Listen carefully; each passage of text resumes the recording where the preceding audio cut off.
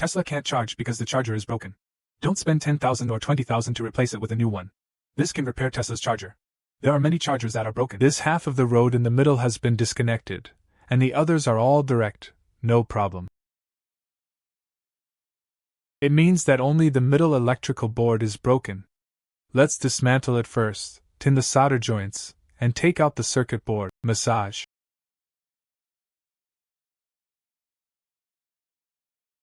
Let's take a look at this circuit board. This circuit board is burned out. This pole is also burnt black. Fix the burned circuit board. Remove this circuit board and use it. Check according to the table. The pressure drop of the switching tube is normal.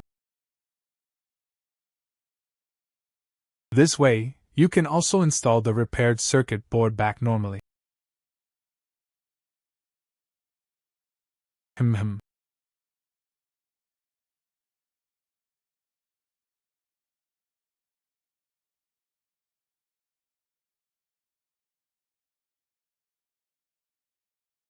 The charger has been repaired, saving the car club a lot of money.